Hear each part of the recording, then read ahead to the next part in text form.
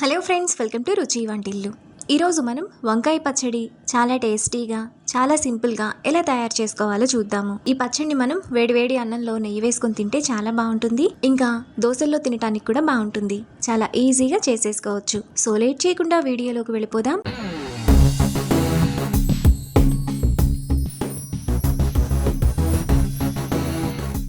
ముందుగా వంకాయ పచ్చడి చేసుకోవడానికి స్టవ్ మీద పాన్ పెట్టుకొని అందులో 2 టేబుల్ స్పూన్లు పల్లీలు వేసుకొని ఫ్రై చేసుకోవాలి.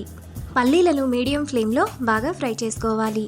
పల్లీలు ఇలా వేగిన తర్వాత వాటిని బౌల్లోకి తీసుకొని పక్కన పెట్టుకోవాలి. ఇప్పుడు అదే ప్యాన్లో 1 టేబుల్ స్పూన్ ఆయిల్ వేసుకోవాలి. వంకాయలను ఆయిల్లో వేసుకునే ముందే 3-4 సార్లు బాగా కడిగి ఇలా చిన్న చిన్న ముక్కలుగా కట్ చేసుకుని ఉప్పు నీళ్ళలో వేసి ఉంచాలి. ఆయిల్ వేడైన తర్వాత వంకాయ ముక్కలను వేసుకోవాలి.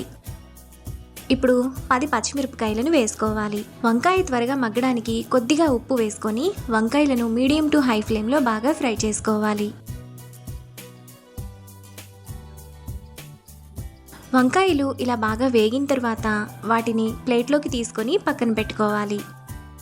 ఇప్పుడు అదే ప్యాన్లో చిన్న చిన్న ముక్కలుగా కట్ చేసుకున్న 2 టమాటా, 2 చిన్న మామిడికాయ ముక్కలను వేసుకోవాలి. నేను ఇక్కడ చింతపండు ప్లేస్లో పుల్లటి మామిడికాయను వేస్తున్నాను. మీరు చిన్న ఉసిరికాయ సైజు చింతపండును వేసుకోవచ్చు. ఇప్పుడు టమాటాను కూడా మెత్తగా అయ్యేంత వరకు మీడియం ఫ్లేమ్లో కలుపుకోవాలి.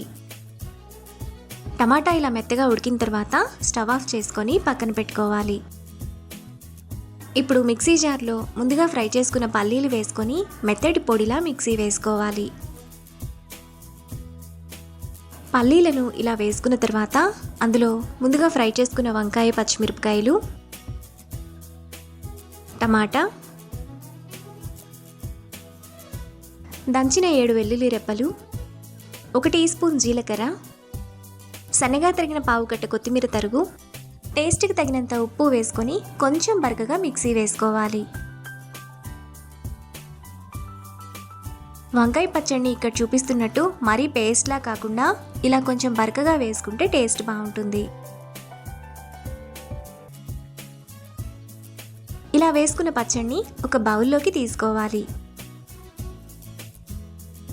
తరువాత స్టవ్ మీద మరో ప్యాన్ పెట్టుకొని అందులో 1 టేబుల్ స్పూన్ ఆయిల్ వేసుకోవాలి. ఆయిల్ వేడైన తర్వాత 1 టీ స్పూన్ తాలింపు గింజలు, 2 ఎండుమిరపకాయలు, 1 రెమ్మ కరివేపాకు వేసుకొని ఫ్రై చేసుకోవాలి.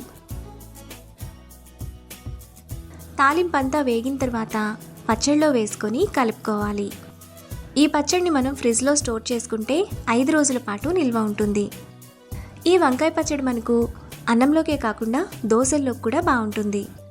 మనకు చాలా టేస్టీగా వంకాయ పచ్చడి రెడీ అయిపోయింది. ఇప్పుడు ఈ పచ్చడిని వేడివేడి అన్నంలో నెయ్యి వేసుకుని కలుపుకొని తింటే చాలా బాగుంటుంది. అంతే, ఎంతో సింపుల్గా టేస్టీగా చేసుకునే వంకాయ పచ్చడి రెడీ. ఈ రెసిపీని మీరు కూడా ట్రై చేసి మీకు టేస్ట్ ఎలా కుదిరిందో నాకు కామెంట్స్లో షేర్ చేయండి. ఈ వీడియో కనుక మీకు నచ్చినట్లయితే లైక్ చేసి, షేర్ చేసి, సబ్స్క్రైబ్ చేయండి.